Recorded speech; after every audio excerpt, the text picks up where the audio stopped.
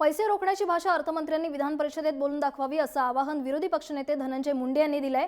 वर्ध्यातल्या एका भूमिपूजन सोहळ्यात मुनगंटीवार यांनी वादग्रस्त विधान केल्याचा आरोप केला जातोय। वर्ध्यात भाजपला निवडून दिलं जात नाही तर केंद्रातून आणि राज्यातून पैसे मिळणार नसल्याचं विधान मुनगंटीवार यांनी केल्याचा आरोप होतोय। त्यालाच धनंजय मुंडे यांनी सडेतोड उत्तर दिलंय।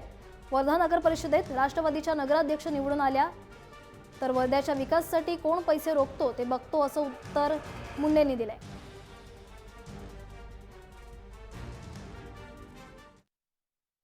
सुधीर मुनगंटीवारचं भाषण तुम्ही या ठिकाणी सांगितलं, मी टीव्हीवर पाहिलं, कुठल्या तरी चॅनलला बराच वेळ दाखवत होता।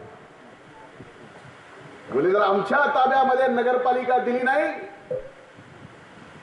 आणि राज्याचा आणि केंद्राचा पैसा आम्ही देणार नाही। सुधीर भाऊ, कुणाला धमक्या देता? आम्हाला यावर विधान परिषदेत हे बोलून दाखवा। विधान परिषदेमध्ये राष्ट्रवादी काँग्रेस पक्षाचं बहुमत आहे आणि माझ्यासारख्या तरुणाला त्या ठिकाणी आदरणीय पवार साहेबांनी विरोधी पक्ष नेते पदाची जबाबदारी दिली आहे। मी तुम्हाला विचारतोय आणि माझा शब्द मी या ठिकाणी देतोय, ही वर्ध्याची नगर परिषद राष्ट्रवादी काँग्रेस पक्षाच्या ताब्यात द्या। या सरकारमधला असा कोण वैकलाल वर्ध्याचे पैसे रोखतो हे मी बघतो।